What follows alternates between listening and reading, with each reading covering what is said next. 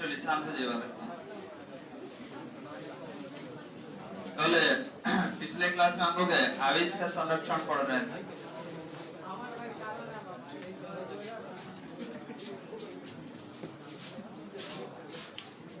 ध्यान देंगे, पिछले क्लास में आवेश का संरक्षण हो रहा था। आवेश के संरक्षण में हम लोग बहुत सारा एग्जाम्पल भी किए थे। तो सबसे पहले आप ये बताइए कि आवेश का संरक्षण क्या होता है।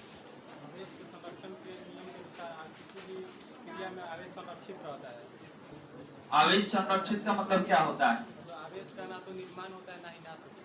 बहुत अच्छा भाई जी, ध्यान देंगे। आवेश के संरक्षण में हम लोग पढ़े थे कि आवेश को ना तो उत्पन्न कर सकते हैं ना ही नष्ट कर सकते हैं। इसको केवल एक पिंड से दूसरे पिंड पर स्थानांतरित किया जा सकता है। और ये भी हमने पढ़ा था कि किसी भी विलगित निकाय पर आवेश का मान अचर होता है। अचर मतलब कि जितना इलेक्ट्रॉन रहेगा उतना ही प्रोटॉन, और पिंड अपने आप में क्या होता है, उदासीन होता है बालक। यही हमने पढ़ा था। तो आज उसी के आगे से कंटिन्यू करेंगे और कुछ नोट लिखना है 1 2 3 करके हमको। तो चलिए नोट नंबर 1 में लिखेंगे, हम बोल रहे हैं जहां तक हुआ था पिछले क्लास में वहां से आगे कंटिन्यू करेंगे। और नोट में हम लोगों को लिखना है नोट नंबर 1। नोट नंबर 1 लिखेंगे, किसी भी पिंड पर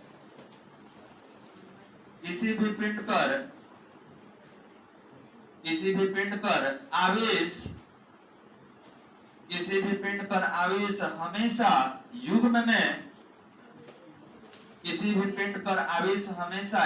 में उत्पन्न होते हैं। आवेश हमेशा युग्म में उत्पन्न होते हैं एवं उनका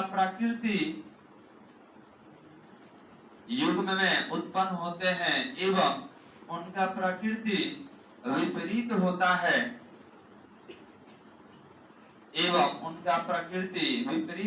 है।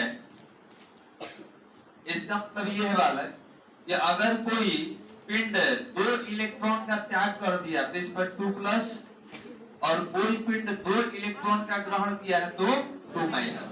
तो याद रखेंगे ये आवेश युग्म में उत्पन्न हुआ। युग्म मतलब जोड़ा होता है, पेयर होता है। तो आप देख सकते हैं 2+ तो 2-। परिमाण दोनों का बराबर है, लेकिन नेचर प्रकृति क्या है, विपरीत। एक प्लस है तो दूसरा माइनस। ये पीछे भी हम लोग कर चुके हैं। नोट नंबर 2,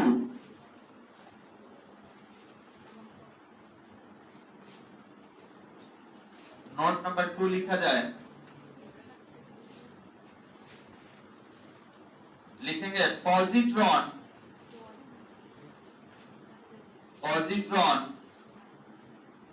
इलेक्ट्रॉन का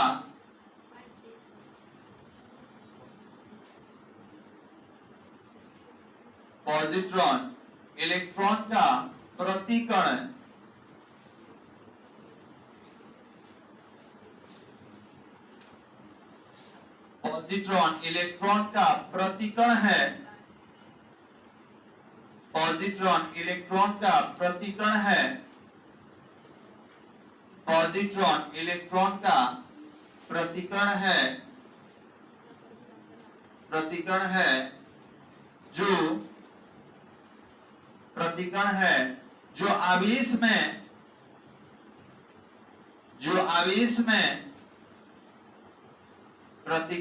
जो आवेश में देखिए इधर,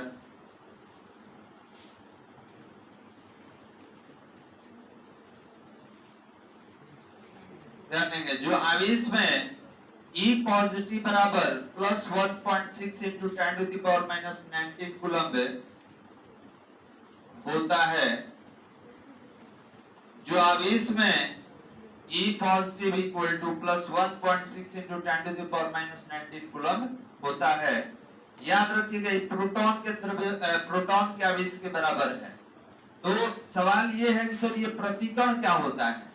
तो आपको पिछले ही क्लास में हमने बताया था कि प्रतिकण का मतलब हो गया कि इलेक्ट्रॉन की तरह ही व्यवहार करता है पॉजिट्रॉन। मतलब दोनों का व्यवहार बिल्कुल एक जैसा रहेगा, दोनों का आवेश एक जैसा रहेगा, नेचर अलग रहता है। एक प्लस रहेगा तो दूसरा माइनस। इसीलिए इसको एंटी पार्टिकल, एंटी मतलब उल्टा होता है जी, या प्लस रहिएगा तो हम माइनस, बाकी सारा गुण एक जैसा होता है, ठीक है। लेकिन इसका नेचर क्या होगा, इलेक्ट्रॉन के विपरीत। तो आप कहेंगे सर इसका मतलब इलेक्ट्रॉन की तरह मिलता जुलता कौन है, जो सेम नेचर का होता है लेकिन उसका आवेश का नेचर क्या होगा, उल्टा होगा, तो उसको क्या बोलेंगे, प्रतिकण कहेंगे। लिख ली इसको, इसी में लिखेंगे, अतः इसका सारा गुण इसी में लिखना होगा, अतः इसका सारा गुण इलेक्ट्रॉन के समान होता है, अतः इसका सारा गुण इलेक्ट्रॉन के समान होता है, अतः इसका सारा गुण इलेक्ट्रॉन के समान होता है। ओके बालक, अतः इसका सारा गुण इलेक्ट्रॉन के समान होता है। तो देखिए आवेश तो प्रोटॉन जैसा दिख रहा है लेकिन गुण कैसा है, इलेक्ट्रॉन जैसा। नोट नंबर 3,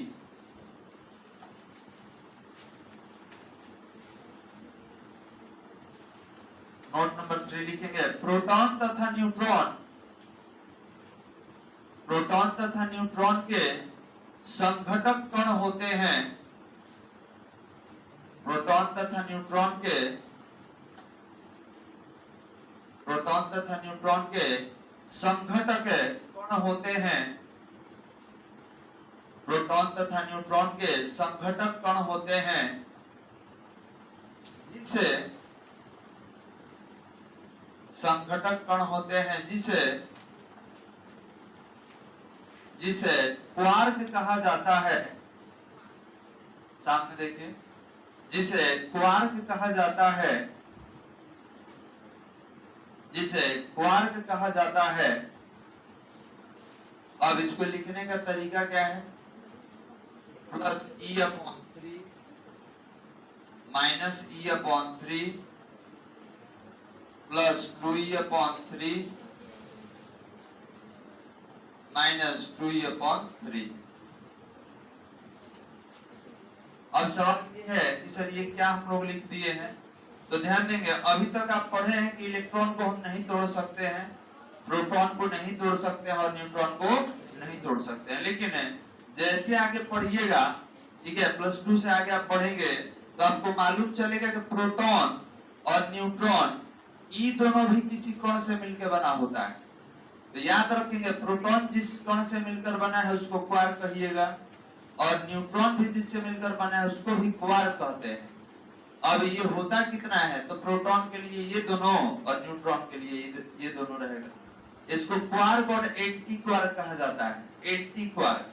तो एंटी क्वार्क में देखिए माइनस रहेगा दोनों तरफ, कोई दिक्कत वाला।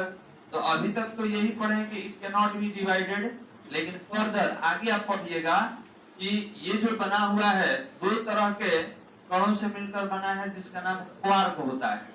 अब ये क्वार्क कितना होगा, तो एक प्लस में एक माइनस में, ठीक है, मतलब इन दोनों से मिलकर प्रोटॉन, इन दोनों से मिलकर न्यूट्रॉन।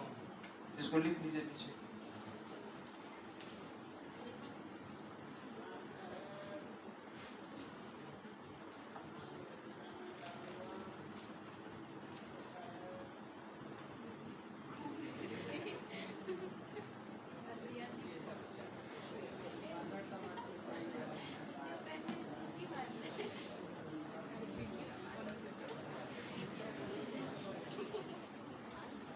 हो गया बालक,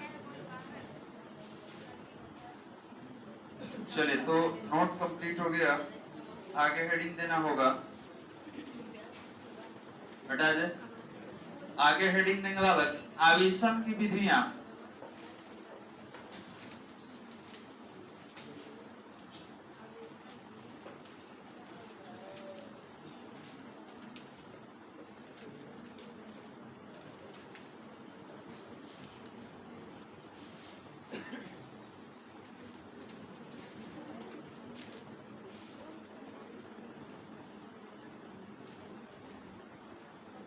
आगे हेडिंग देंगे बालक, आवेशन की विधियां। अब सवाल ये है, सर ये आवेशन क्या कहलाता है, तो याद रखेंगे किसी पिंड को आवेशित करना ही आवेशन कहलाता है, किसी उदासीन पिंड को आवेशित करना ही आवेशन कहलाता है। इसको अगर इंग्लिश में लिखना होगा तो लिखेंगे methods of charging, methods of charging, आवेशन की विधियां, मेथड्स ऑफ चार्जिंग, आवेशन की विधियां। तो सबसे बड़ा सवाल कि सर आवेशन क्या होता है, तो एक लाइन में आंसर है इसका कि उदासीन पिंड को आवेशित करना ही आवेशन कहलाता है। चलिए परिभाषित कर लेंगे इसके नीचे, उसके बाद देखेंगे कि आवेशन का कितना विधि है। तो लिखा है किसी पिंड को आवेशित करना ही, किसी पिंड को आवेशित करना ही पिंड का आवेशन कहलाता है। किसी पिंड को आवेशित करना ही पिंड का आवेशन कहलाता है। किसी पिंड को आवेशित करना ही पिंड का आवेशन कहलाता है। अतः पिंड को निम्न प्रकार से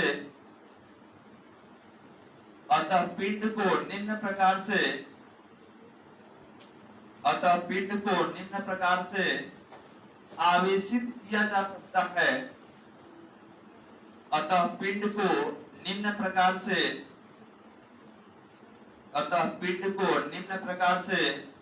आवेशित किया जा सकता है। अतः पिंड को निम्न प्रकार से आवेशित किया जा सकता है। अब देखिए बालक कौन कौन सा विधि है जिससे आवेशित कीजिएगा, तो ध्यान देंगे। पहला विधि का नाम है घर्षण द्वारा आवेशन, चार्जिंग बाय फ्रिक्शन। दूसरा मेथड का नाम है चालन द्वारा आवेशन, चार्जिंग बाय कंडक्शन। और तीसरा विधि का नाम है प्रेरण द्वारा आवेशन, चार्जिंग बाय इंडक्शन। ये तीनों नाम लिखिए, पैराग्राफ चेंज करके पॉइंट वाइज 1 2 3 करके तीनों नाम लिखेंगे। तो याद रखेंगे किसी पिंड को आवेशित करने का बहुत सारा विधि है, जिसमें से 3 विधि हमको पढ़ना है। घर्षण द्वारा आवेशन, चालन द्वारा आवेशन और प्रेरण द्वारा आवेशन।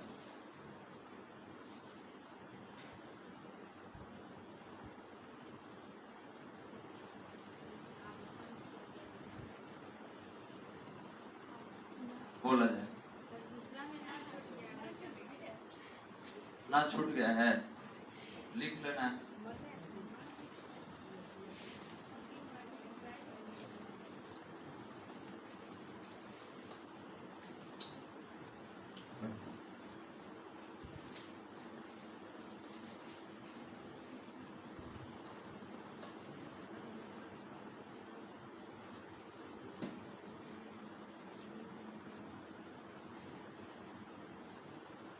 हो गया वाला।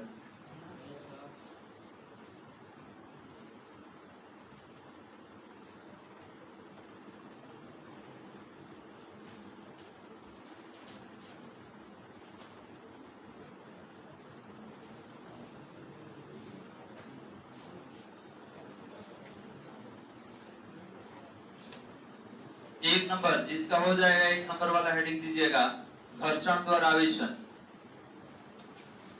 Charging by friction. 1 नंबर वाला हेडिंग दीजिएगा बालक, परिभाषित करेंगे घर्षण द्वारा आवेशन। हो गया,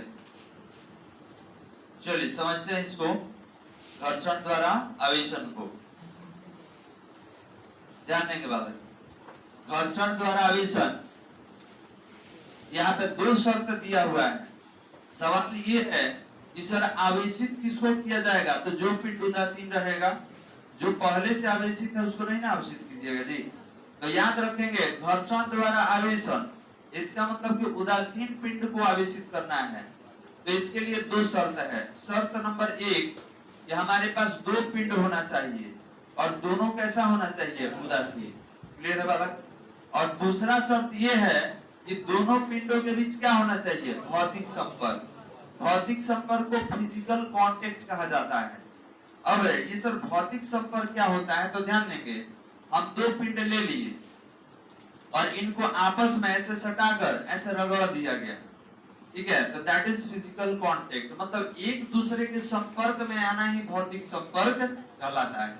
और कोई कहते हैं घर्षण हुआ है और दोनों का भौतिक संपर्क नहीं कराएं, तो याद रखेंगे जब तक भौतिक संपर्क नहीं होगा तब तक आप इस दोनों पिंड का घर्षण नहीं कर सकते। क्लियर है बालक?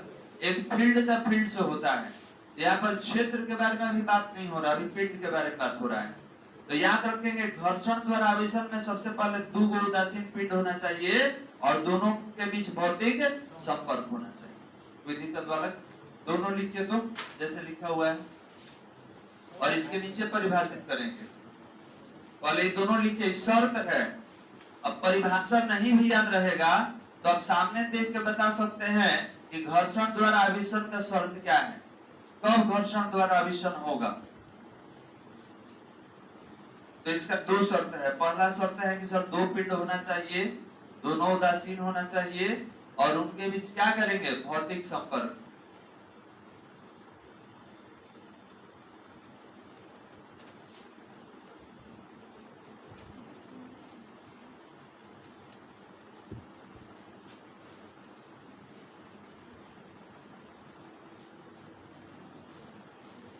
परिभाषित कीजिए बालक, लिखेंगे इसके नीचे पैराग्राफ चेंज करके परिभाषित कीजिएगा।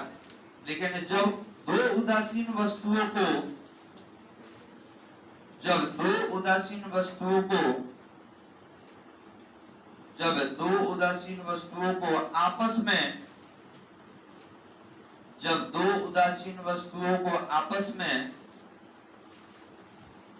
आपस में घर्षण कराया जाता है, आपस में घर्षण कराया जाता है तो उन दो वस्तुओं के बीच आपस में घर्षण कराया जाता है तो उन दो वस्तुओं के बीच इलेक्ट्रॉन का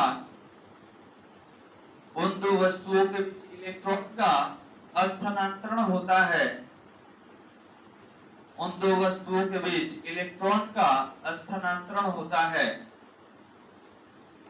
इलेक्ट्रॉन का स्थानांतरण का स्थानांतरण का मतलब क्या हुआ कि कोई इलेक्ट्रॉन दे देगा और कोई इलेक्ट्रॉन ग्रहण कर लेगा, ले लेगा। इसी में आगे कंटिन्यू करेंगे।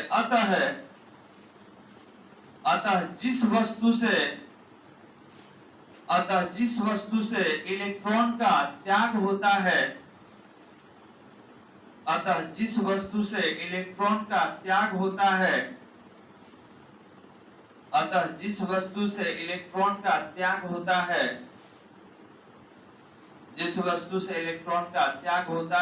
वह वस्तु धनावेशित होता है।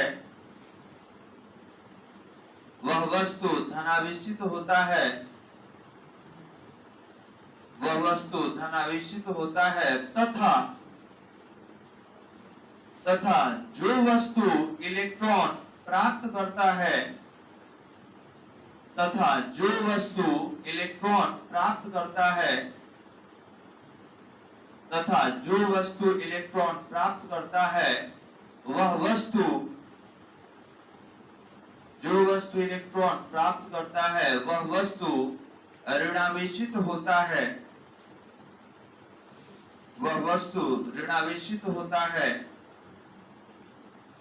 वह वस्तु ऋणावेशित होता है। अतः पैराग्राफ चेंज कीजिए, पैराग्राफ चेंज करके लिखेंगे अतः इस प्रकार के आवेशन को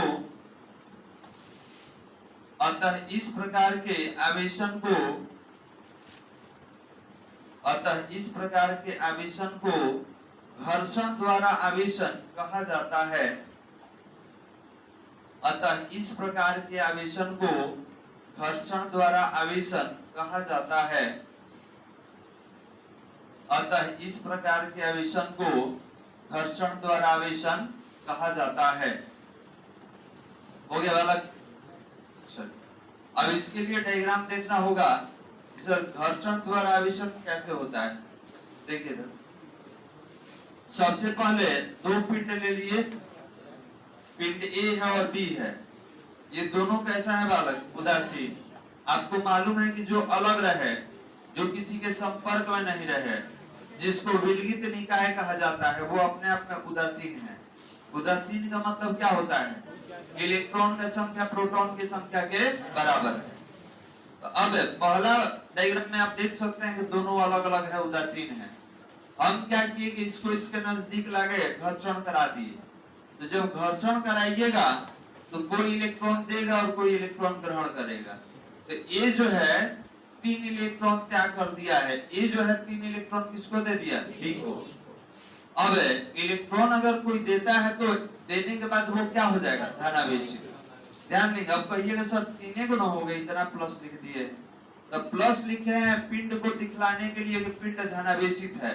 यहाँ पे आप देख सकते हैं कि अगर ए 3 इलेक्ट्रॉन का त्याग करेगा तो ए के ऊपर 3 प्लस, जितना इलेक्ट्रॉन दीजिएगा उतना ही प्लस, और जितना कोई ग्रहण करेगा उतना ही माइनस।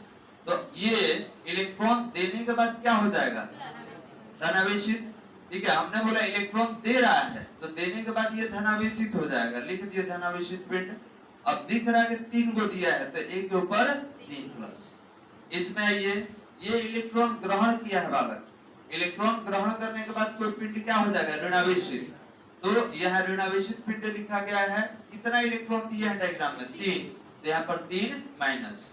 याद कीजिए, आपको नोट पीछे लिखवाया गया था कि आवेश हमेशा युग्म में उत्पन्न होता है, जो परिमाण में बराबर होगा और प्रकृति में विपरीत। दिख रहा है बालक? तो अब बताइए बी को क्या लेके चले थे और ए को? उदासीन। और लास्ट में दोनों आवेशित दिख रहा है, बिल्कुल। ये धनावेशित, बगल वाला ऋणावेशित। तीनों डायग्राम बनाइए। ठीक है, फर्स्ट, सेकंड और ये थर्ड।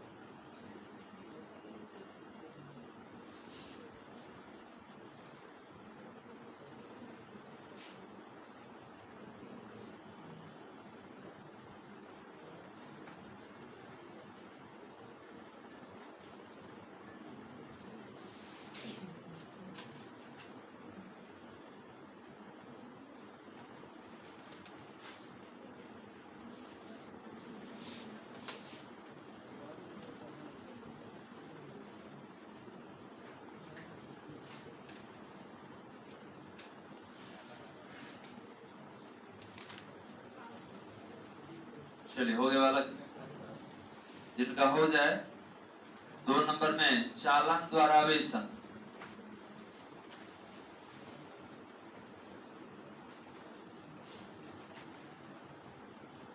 जिनका डायग्राम बन चुका है,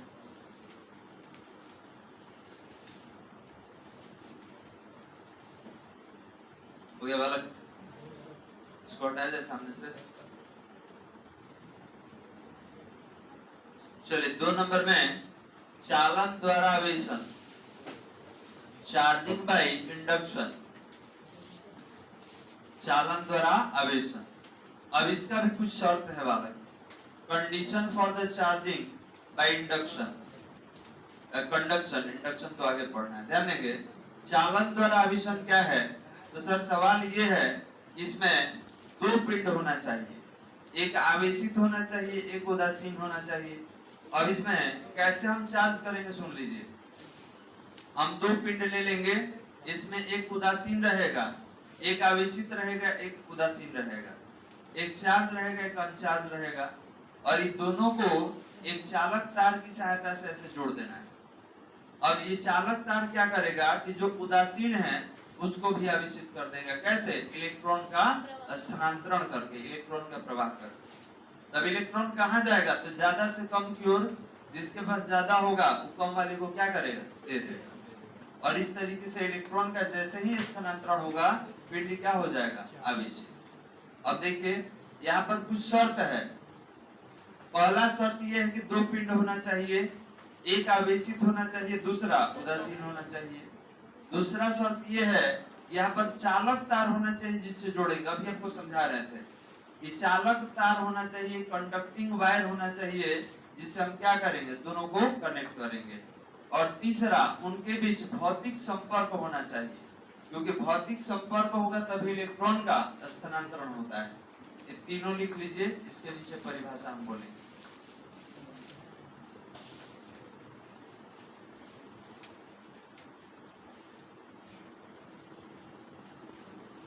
ये हमारा चालन द्वारा आवेशन है। चालन द्वारा आवेशन में एक चालक तार की जरूरत होती है।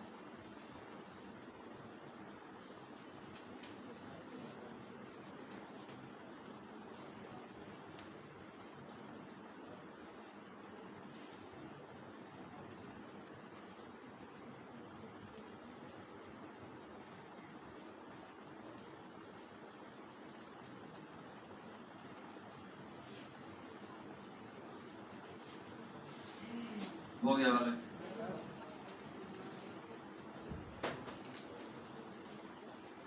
चलिए, तो जो बच्चे रजिस्ट्रेशन करा चुके हैं, आप पीछे वाला भी टेस्ट दे दीजिएगा। जो नए जुड़ रहे हैं आपसे, आप पीछे वाला भी देखेंगे, ऊपर अटेम्प्ट का ऑप्शन मिलेगा, आप पीछे वाला भी टेस्ट दे देंगे। उसमें मालूम चल जाएगा कैसे किस तरीके से देना है। उसके बाद आगे कंटिन्यू करेंगे। आगे भी बहुत सारा हम टेस्ट उस पर डाल देंगे, और जैसे ही हम टेस्ट डालेंगे आपको एक मैसेज आएगा। ठीक है, मैसेज आएगा कि आपका जो टेस्ट है कब है, कितने समय में। और याद रखेंगे जो समय रहेगा उसके पहले खोल के मत बैठिएगा। जैसे 6 बजे है तो 6 बजे से पहले ही नहीं खोल के बैठेंगे। ठीक है, 6:02 पे खोलना है, क्योंकि पहले से आप खोले रहेंगे तो ऑप्शन जल्दी शो नहीं करता है। तो आफ्टर टाइम, मतलब 6 है तो 6, 1, 2, 3 जो भी रहे उसके बाद ही आपको यूज करना है। ठीक है, और 30 मिनट का टाइम रहेगा ऑब्जेक्टिव में, काफी है। 22 क्वेश्चन के लिए 30 मिनट ज्यादा है। आगे से क्या करेंगे? 30 मिनट में 30 क्वेश्चन देंगे। ठीक है, अगर न्यूमेरिकल्स रहेगा थोड़ा सा समय ज्यादा रहेगा, और आपका एमसीक्यू रहेगा जिसमें न्यूमेरिकल का संख्या कम रहे तो आपको क्वेश्चन ज्यादा हो जाएगा। चलिए, तो आगे बढ़ाते हैं। ये तीनों लिख लिए। लिखा जाए, जब किसी आवेशित पिंड को किसी उदासीन पिंड के साथ, जब किसी आवेशित पिंड को किसी उदासीन पिंड के साथ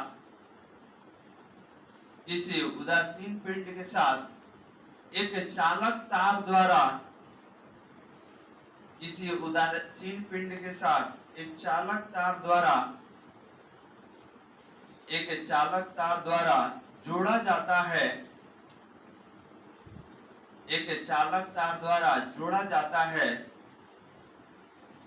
जोड़ा जाता है, तो चालक तार की सहायता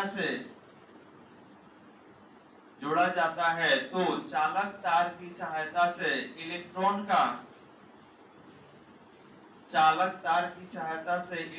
का स्थानांतरण होता है। चालक तार की सहायता से इलेक्ट्रॉन का स्थानांतरण होता है। चालक तार की सहायता से इलेक्ट्रॉन का स्थानांतरण होता है, एवं उदासीन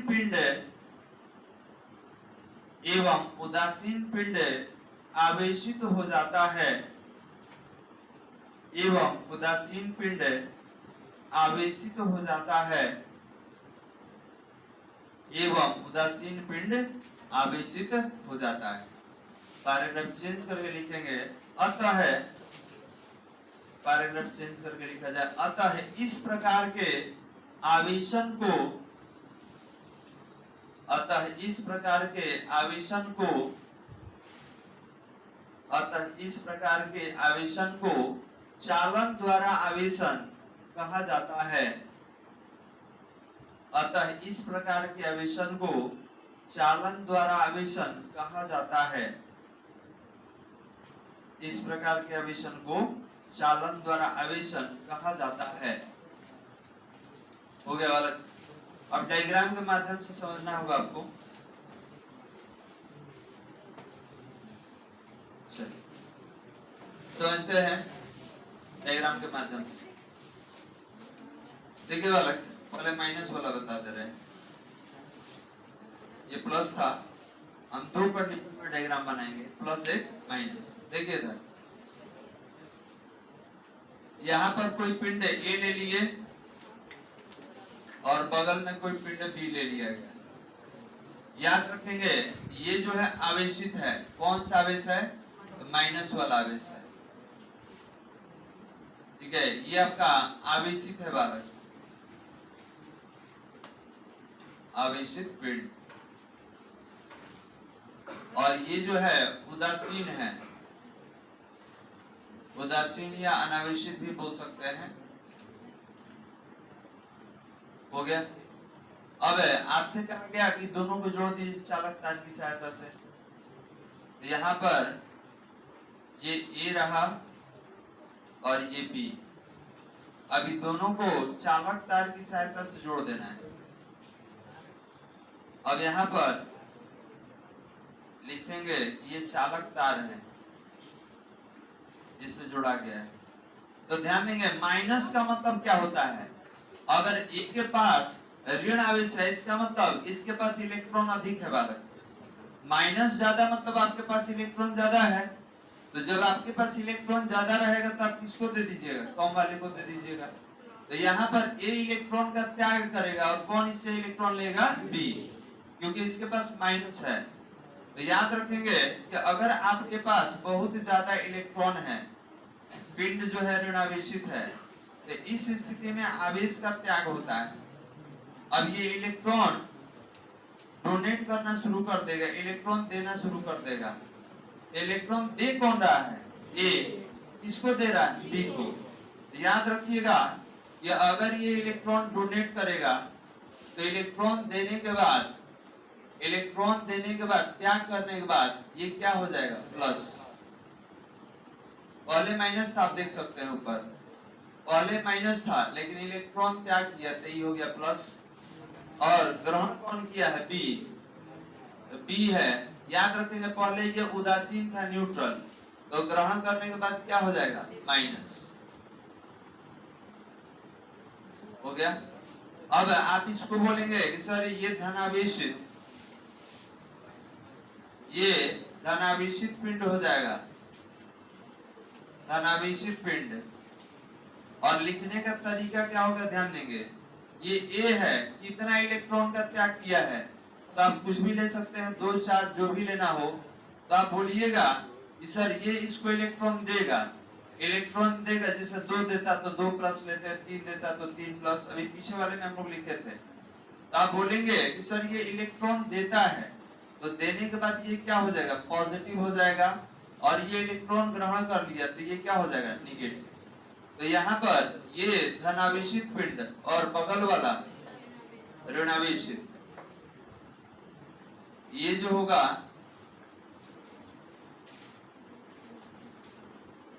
ऋणावेशित पिंड हो गया वाला। अब बताइए बी पहले कैसा था? उदासीन। अभी कैसा है? ऋणावेशित। इसमें क्या किया गया है? तो एक चालक तार की सहायता से दोनों को जोड़ दिया गया है। अब ये पॉजिटिव और निगेटिव। किसी के दिमाग में एक और बात आएगा, सर इलेक्ट्रॉन का प्रवाह कब तक होगा? जब तक कि दोनों बराबर ना हो जाए। तो जब बराबर हो जाएगा तब ही प्लस और माइनस कैसे आ जाएगा, है ना जी? बराबर होगा तब आप प्लस माइनस कैसे लिख दे रहे हैं? बहुत आसान है समझना। चलिए यहाँ पे बता दे रहे हैं, समझिए कैसे। मान लीजिए कि ये ए है और इसके पास 20 गो इलेक्ट्रॉन है और 10 गो प्रोटॉन है, तो पिंड धनावेशित है कि ऋणावेशित? धनावेशित की ऋणावेशित? आप बोलिएगा सर कि ऋणावेशित है। अगर हम बोलते कि 20 गो नहीं रहता, 10 गो इलेक्ट्रॉन होता, तब पिंड ऋणावेशित की धनावेशित? उदासीन होगा। क्यों? क्योंकि प्लस और माइनस का संख्या क्या है? बराबर। कोई दिक्कत वाला? तो यही केस हो गया। अब यहाँ पर हम ले लेते हैं बी, ये बी हो गया। ये कह रहा है कि हमारे पास 10 गो इलेक्ट्रॉन है और 10 गो ही प्रोटॉन है, तो ये उदासीन है क्या आवेशित है? उदासीन। तो याद रखेंगे ये ऋणावेशित हो गया, ये उदासीन हो गया। अब आपने बोला कि सर चालक तार से जोड़ दिया जाए, जोड़ दिए। अब इलेक्ट्रॉन देगा, कौन देगा? जिसके पास ज्यादा है। तो ये 20 है, कितना दे देगा कि बराबर हो जाए? ये कितना इलेक्ट्रॉन दे के बराबर हो जाएगा? 5। तो कहिएगा 5 गो इलेक्ट्रॉन त्याग कर देगा। तो 5 गो दे दिया तो कितना बचा? 15 गो। 5 गो ले लिया तो कितना हो गया? 15 गो। तो याद रखेंगे ये इलेक्ट्रॉन त्याग किया है 5 गो, तो 5 प्लस ये इलेक्ट्रॉन कितना ग्रहण किया? 5, तो ये 5 माइनस। ये दोनों आवेशित हो गया। इलेक्ट्रॉन देखिए तो ज्यादा कम है किसी पर? दोनों पर बराबर है। तो आप बोल सकते हैं कि सर इलेक्ट्रॉन तो बराबर है ये है, लेकिन पिंड क्या हो गया? धनावेशित और ऋणावेशित। कोई दिक्कत वाला समझने में? तो इलेक्ट्रॉन का संख्या बराबर है उससे आपको कोई मतलब नहीं है।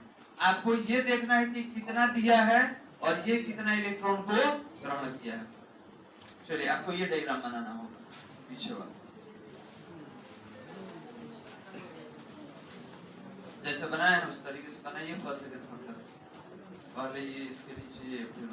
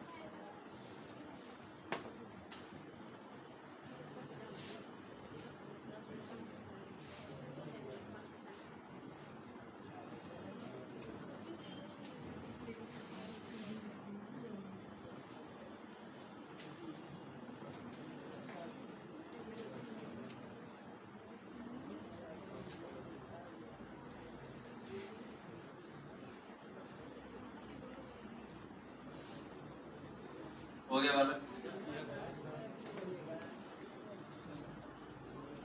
इसको एक और मेथड से समझ सकते हैं। सर मान लीजिए वो प्लस रहता तब माइनस लिए हैं, अगर प्लस रहता तब क्या होता? ये भी एक कंडीशन है।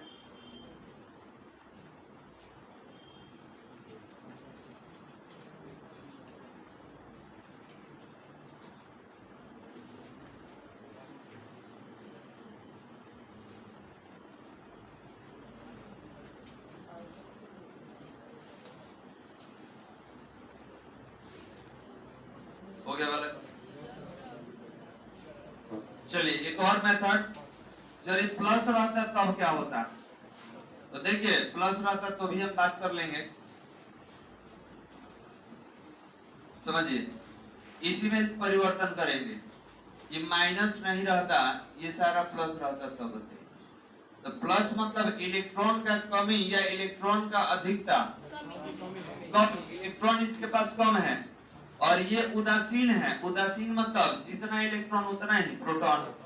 अब जब कनेक्ट कर दीजिएगा वायर से, जब दोनों को वायर से कनेक्ट कर देंगे तो ध्यान देंगे इसके पास इलेक्ट्रॉन तो है, लेकिन इसके पास जितना चाहिए उससे भी कम है, क्योंकि प्लस है और प्लस मतलब जानते हैं कि इलेक्ट्रॉन का कमी है।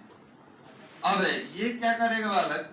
इस उदासीन पिंड से इलेक्ट्रॉन लेना चालू करेगा। याद रखिएगा ये जो ए है ये बी से इलेक्ट्रॉन लेना शुरू करेगा, कारण इसके पास इलेक्ट्रॉन प्रोटॉन दोनों है, तो इलेक्ट्रॉन लेना चालू करेगा। तो जब बी इलेक्ट्रॉन दे देगा तो इलेक्ट्रॉन डोनेट करने के बाद ये कैसा हो जाएगा, पॉजिटिव। याद रखेंगे इलेक्ट्रॉन जब डोनेट करेगा देगा तो ये हो जाएगा धनावेशित, और जो इलेक्ट्रॉन ग्रहण कर रहा है बालक, जैसे यहाँ पे आप देख सकते हैं कि ए इलेक्ट्रॉन ग्रहण किया है, तो ए इलेक्ट्रॉन अगर ग्रहण करता है तो इलेक्ट्रॉन लेने के बाद कैसा हो जाएगा, ऋणावेशित हो जाएगा। तो यहाँ पर ए ले लेंगे और ये कैसा हो जाएगा, माइनस, ऋणावेशित हो जाएगा। ठीक है, ये हो जाएगा आपका निगेटिव चार्ज, ये ऋणावेशित हो गया, और ये क्या हो जाएगा, धनावेशित।